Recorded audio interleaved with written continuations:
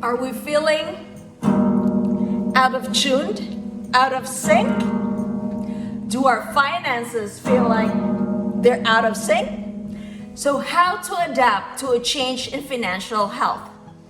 There are two things that I can share with you to change our financial health and restore our financial health. So number one is our inner look. We have to change our inner self. How we think and how we feel about money. We need to change our inner self before we can change our number two, which is our outer self. Number two, outer self, is how we change about the practical management of money. So here are the 8 steps to change, to stabilize our money. How to change our outlook so that we have practical money management. So number one, what we do in our household, our family, is we set aside 10% of our income to build our buffer. So 10% of our income goes directly to building our buffer. Number two is we have retirement funds from if you're W-2. So my husband is a W-2 employee. So he puts in 2 to 5% of his income to his retirement account. And the employer matches that retirement fund. Now, not all employers matches your retirement. So check with your employer if they match. So my husband would put aside 2 to 5% of his income to his retirement, and then his employer would match that contribution. Third way is to get rid of bad debt. Now there's a difference of bad debt versus having good debt. So good debt means you have this debt and other people are paying for your debt. So for example, an apartment. An apartment is your debt or your company's debt, and your tenants are paying down the loan, it's paying down the expenses, and whatever is left goes into your pocket. So that is good debt. Now bad debt means it's a debt, the money is coming out of your pocket so that you have less money in your pocket. So bad debt means buying for lavish things that you do not need right now. Going on expensive vacations that you cannot even afford. And a lot of things that I know you know. So that's number two. Number three, getting rid of bad debt. Fourth way is having an emergency fund. So my husband and I set aside 3 months of emergency fund. Article would say you have 3 to 6 months. Now my mentors say, Brandon Dawson would say, when you reach 6 months, save 3 months more. So now your 6 months becomes 9 months. And then when you are in the 9th month, save 3 months again. Now you have 1 year worth of emergency fund. So let's recap. Number one, build a buffer.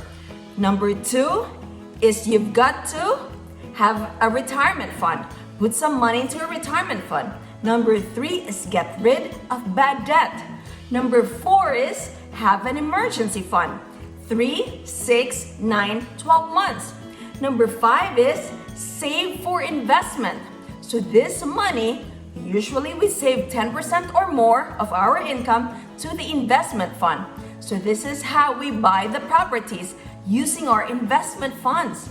Number 6 way is you have to donate. There is such a thing called tithing or teething. So whatever you give, you will always receive. And I believe if you give more, more comes back to you. The 7th way is it the 7th or the 8th? After tithing, after donating, the 8th way is to have multiple streams of income.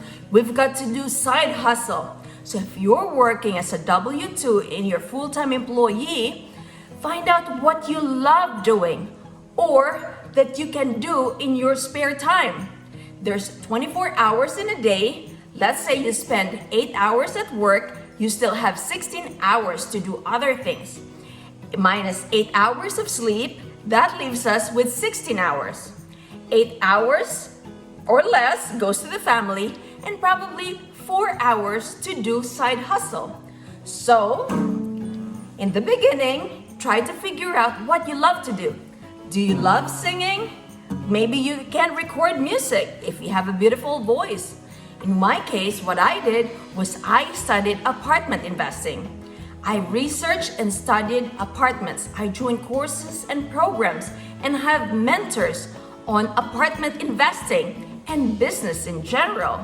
So that's what you can do is have side hustle. So now, if you're a physician just like me and you want to grow and scale your apartment business and avoid being out of tune, having great financial health, I will be doing a webinar this March 6th, Sunday. My free version was a long time ago. So I will be doing a webinar March 6th, that's Sunday, at 3 p.m. US Eastern Time. So if you're ready to change your financial health to a greater financial being, a greater financial status, you're a physician and you want to know more about starting the apartment industry or the apartment business, or if you have a few and you wonder how I grew my apartment business, then come join me. I'm Ria. I'm the author of Apartment Prescription. It's how I found, bought, and paid for my 50 apartment units. And I will be sharing with you during that live webinar how I grew my apartment business. So I have a general admission for $97. I have a VIP experience for $297. If you're in the VIP experience, I will be giving you a signed copy of my book, Apartment Prescription, and I will be doing a 1 hour with you. I'll be tailoring your questions during that 1 hour, and I will also provide you an exercise worksheet. So physicians, let us go. Wealth cannot wait. Let's get to financial health.